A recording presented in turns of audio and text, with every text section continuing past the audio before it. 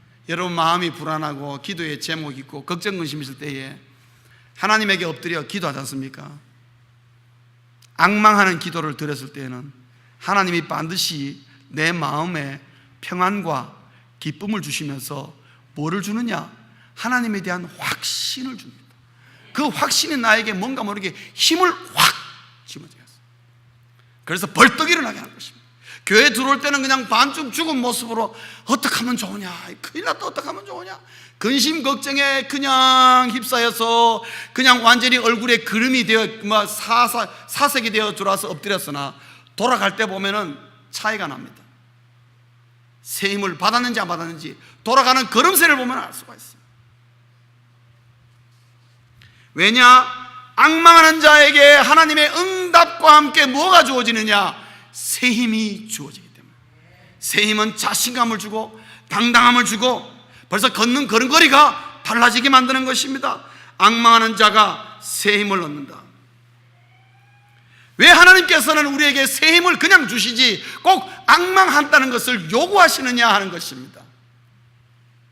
왜 하나님을 앙망하지 않으면 하나님께서는 우리에게 새 힘을 주시지 않느냐 하는 것입니다. 거기에는 하나님의 두 가지 원리가 담겨 있습니다. 첫째는 뭐냐 하면은 오늘 본문에 나옵니다만은 독수리의 원리입니다. 독수리의 원리. 독수리의 원리. 여러분, 독수리는 날개가 길기로 유명합니다. 큰 독수리는 보통 날개를 한번 딱 펼치면은 그 길이가 끝에서 끝까지가 3m가 됩니다. 여러분, 엄청나게 큽니다. 독수리가 그 힘을 가지고 공중으로 착 올라가기 때문에 올라갑니다.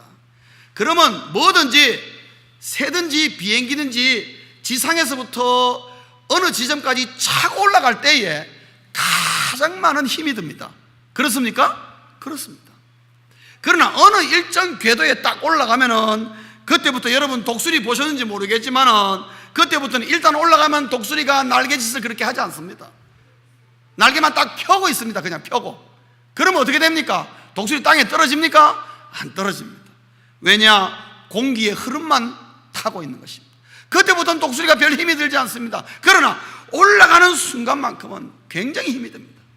그럼 왜 독수리가 올라가느냐? 올라가서 그 다음에 공기를 타기 시작하면은 독수리의 눈은 두 가지의 눈을 갖게 됩니다. 하나는 멀리 바라봅니다. 멀리 바라봅니다. 남이 보지 못하는 먼 곳을 바라보게 돼요. 그 다음에 또 하나는 뭐냐? 자기 바로 밑에 있는 아주 미세한 것까지도 본다는 것이죠. 저는 강원도에서 군대 생활했습니다. 훈련 받다가 강원도에는 독수리가 좀 있습니다. 한국 독수리가 아주 드물지만 독수리고 솔개는 아주 많고요. 독수리나 솔개나 비슷하지만 솔개는 좀 작습니다. 근데 그것들이 저 까맣게 높이 있다가 밑에 닭 한 마리가 어떻게 헤매고 돌아다니지 않습니까? 그 닭 한 마리 낚아치는데요, 수직으로 90도로 그냥 내려오는데, 야, 정말 총알같이 내려옵니다. 어떻게 보는지 몰라요. 그걸 보고 극방에서 내려와서 낚아채 가는데요, 닭이 정말 꼬꼬댁 제대로 한마디 못하고 목이 탁 채서 올라갑니다. 순식간에. 대단합니다. 왜 그러느냐? 우리 눈에는 뭐 안 보일 것 같은데 독수리의 눈에는 바로 밑에 있는 뿅아리까지도 보인다는 것입니다. 자기의 먹잇감이 정확하게 보인다는 것입니다. 그러니까 수직으로 그냥 급강해서 낚아채요. 동시에 독수리는 멀리 봅니다. 두 가지의 안목이 생기는 것입니다. 여러분, 시편 119편 105절에 보면은 시편 기자가 이런 말씀을 했습니다. 하나님의 말씀이 내 발의 등이요 내 길의 빛이니이다. 두 가지 안목입니다. 독수리의 원리가 거기에 담겨 있습니다. 이 속에 하나님이 우리에게 앙망하는 자에게 왜 새 힘을 주고자 하는가 하는 이유가 담겨 있습니다. 또 하나 원리가 있습니다. 그거는 뭐냐면 오아시스의 원리입니다. 여러분, 오아시스는 사막 한가운데 있습니다. 그리고 여러분, 사막은 뭐 우리가 잘 모르지만 사막을 저도 한 번은 가본 적이 있습니다만, 사막은 뭐가 유명하냐면 모래바람이 유명합니다. 이 모래 폭풍이 한번 불어치면 사막의 지형이 바뀝니다. 한순간에 바뀌어버립니다. 분명히 저것이 산등성이가 저기 있었는데 모래 폭풍 한번 지나가면 산등성이가 없어지고 평야가 되어버리는 것입니다. 그만큼 지형의 변화가 심한 곳이 사막입니다. 그래서 사막에서는 수많은 사람들이 길을 많이 잃어버리고, 길을 잃어버리면 여지없이 죽습니다. 그런데 하나 절대로 변하지 않는 것이 있습니다. 아무리 사막에서 폭풍이 불어도 오아시스의 위치는 변하지 않습니다. 미스테리입니다, 여러분. 사막을 연구하는 학자들도 모릅니다. 왜 오아시스는 사막에 폭풍이 그렇게 부는데도 오아시스는 그 자리에 있다는 거죠. 변함이 없이 그 자리에 있다는 거죠. 오아시스에 가면 물이 있고, 거기에 가면 나무가 있고, 그늘이 있으며 쉼터가 있고, 먹을 것이 다 있습니다.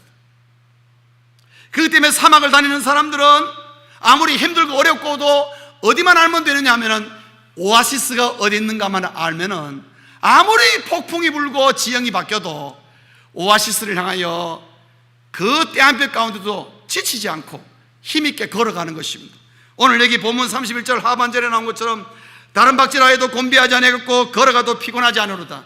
이거는 이스라엘의 사막적인, 바로 바벨론이 있던 나라가 오늘의 이라크입니다, 여러분. 그 이라크에 살던 이스라엘 민족이 다시 자기의 이스라엘을 돌아올 때에 그 사람들은 어디를 거쳐오느냐? 사막을 거쳐옵니다. 그러나 목적 없이, 가야 할 방향이 없이 오아시스가 어딘지 모르고 걸어오면 그 사람들은 하루 만에 견디지 못하고 죽을 수밖에 없지만은, 이 사막을 건너면은 오아시스인 하나님의 예루살렘 성전이 있다는 그 목적을 가지면은 그 사람들 걸으면 사막이라 할지라도 기쁨으로, 즐거움으로 달려오는 것입니다. 그러나 오늘 독수리 원리와 오아시스 원리가 가지고 있는 한 가지 공통점이 있습니다. 그건 뭐냐 하면은 거기까지 도달하기가 힘들다는 얘기입니다. 독수리가 얼정 지점 올라갈 때까지 힘이 엄청나게 듭니다. 힘들다 이 말입니다. 그리고 사막을 걸어가는 사람이 오아시스 가기까지는 아무리 힘있게 걸어가긴 걸어가지만은 힘든 거는 힘든 것입니다. 그 과정을 악망의 기간이라 그렇게 말하는 것입니다. 하나님이 새 힘을 우리에게 주시는 것은, 새 힘을 주지 않으면은 사막과 같은 이 세상에, 그리고 날개치며 올라갈 수 없는 것을 하나님은 너무나 잘 아시기 때문에, 누구를 바라보면, 하나님을 바라보면은 바로 사막과 같은 지대를 할지라도 기쁨으로 피곤치 않게 달려갈 수 있고, 아무리 힘이 들고 내가 네 가지 면으로 상승하도 안 되는 것처럼 보이나, 하나님을 앙망하면 하나님이 주신 힘으로 거뜬히 올라갈 수 있기 때문에 하나님이 우리에게 나를 바라보라고, 나를 앙망하라고 주님이 말씀하시며, 나를 앙망하기만 하면은 어느 일정 시간 지나고 나면은 그 자리에 이를 수 있음을 우리에게 가르치고, 그곳은 우리가 상상할 수 없는 하나님의 오아시스가 있고 영적인 공급이 있고, 여러분, 오아시스가 언제나 사막의 태풍이 불어도 그 자리에 있는 이유 중에 하나, 겨우 학자들이 발견한 것은 뭐냐? 오아시스 밑으로는 눈에 보이지 않는 수맥이 흘러다닌다는 거죠. 물이 흘러다니는데, 계속 물이 나오는데, 그 물로 하여금, 그것이 조그마한 호수지만은 그 지형을 잘 감싸고 있어서 사막의 태풍이 아무리 불어도 그 오아시스가 없어지지 않는다는 것이죠. 늘 끊임없이 솟아나오는 그 물 때문에, 그 내 배에서 샘솟는 생명의 생수를 우리에게 주시고, 그 생명으로 말미암아 새로운 힘과 새로운 것을 바라보고, 독수리가 먼 곳을 바라보고 가차운 것을 바라볼 수 있는 놀라운 안목을 가진 이러한 영적인 안목들과 우리의 삶에 하나님이 예비하시는 오아시스와 같은, 독수리와 같은 새 힘과 새 능력을 주시기 위하여 일정 기간 동안 나를 바라보라고 하나님이 요구하시며, 하나님을 바라볼 때 계속 새 힘을 주며 어느 순간인가는 오아시스에 도착하게 되어 있고, 어느 순간인가는 공중에 들어서 독수리처럼 그냥 흐름만 타면은 두 가지의 안목 가지고 마음껏 일상에서 하나님 보시기에 합당한 성도의 삶을 살 수 있도록 하기 위하여 하나님은 오늘도 우리에게 나를 바라보라고, 나를 앙망하라고, 그러면 내가 너에게 그까지 갈 수 있도록 새 힘을 주겠다고 말씀하고 계시는 것입니다. 사랑하는 성도 여러분, 하나님은 오늘도 여러분의 눈을 보고 계십니다. 눈빛만 보면은 하나님은 여러분이 어떤 마음과 어떤 자세가 있다는 것을 누구보다도 잘 아십니다. 우리는 사람을 속일 수는 있어도 하나님을 속일 수는 없다는 것이죠. 말씀을 맺겠습니다. 날마다 새 힘을 얻으시기를 주의 이름으로 축원합니다. 이 새 힘을 얻는 자에게는 하나님께서 독수리 같은 원리를 적용하게 하셔서 멀리 바라보게 하는 것입니다. 사랑하는 성도님 여러분, 승리하는 인생은 멀리 바라보는 자가 승리하는 인생입니다. 그러나 새 힘 받지 못하고 우리가 지치면은, 여러분, 사람이 배고프고 지치면은 눈에 보입니까 안 보입니까? 아무것도 안 보입니다. 왜냐하면 계속 통닭이 날라 왔다 갔다 하고 밥그릇이 왔다 갔다 해가지고 앞에 아무것도 안 보입니다. 하나님이 너무 잘 아십니다. 여러분, 우리가 신앙생활 하다 보면요, 우리가 지칠 때가 있습니다. 아무것도 안 보입니다. 하나님이 없는 것처럼 보여요. 당장 내 눈앞에 뭐 있는 여러 가지 당면한 문제가 가려가지고 아무것도 안 보입니다. 그때 하나님이 우리에게 말씀하시기를 뭐라고 말씀하십니까? 나를 바라보라, 나를 앙망하라. 그러면 내가 너에게 새 힘을 주리니 네가 보지 못하는 걸 보게 될 것이고, 네가 예상치 못한 일들을 하게 될 것이고, 하나님이 부어주시는 복과 그 뒤에 있는 하나님의 놀라운 복들을 네가 누리게 될 것이다. 그러므로 나를 앙망하라. 그리고 내가 새 힘 주는 이 새 힘 가지고 걸어가다 보면은 힘들고 어려운 것 같으나 훈련이고 연단의 과정이라 생각하고 걸어가다 보면은 어느 순간에면은 독수리가 공중을 유연한 것처럼 사막을 걸어가는 사막의 상대들이 오아시스를 만나는 것처럼 하나님의 놀라운 것들을 네가 경험하고 체험하게 됐어. 그 힘으로 세상을 거뜬히 승리하며 그리스도인다운 하나님의 자녀다운 천국의 복을 누리는 자가 될 것임을 우리에게 말씀하고 있는 것입니다. 그것을 예비해 두시고 나를 바라보고 새 힘을 줄 테니까 오라고 주님 말씀하시는 것입니다. 그래서 우리는 날마다 새 힘을 얻어야 지치지 않고 우리의 눈이 분명해져서 하나님을 바로 바라보고 하나님이 주신 것을 바로 누리고 하나님이 우리에게 가르쳐 주시는 방향을 제대로 보고 달려갈 수가 있기 때문에 하나님은 오늘도 우리에게 앙망하라고, 여호와를 앙망하라고, 그러면 새 힘을 얻으리니 우리에게 말씀하고 있는 것입니다. 날마다 하나님을 바라봄으로 새 힘 얻어서 그 새 힘으로 이 땅에서 그리스도인에게 주어지는 하나님의 놀라운 복과 은혜를 풍성히 누리시는 우리 모두 될 수 있기를 주의 이름으로 축원합니다.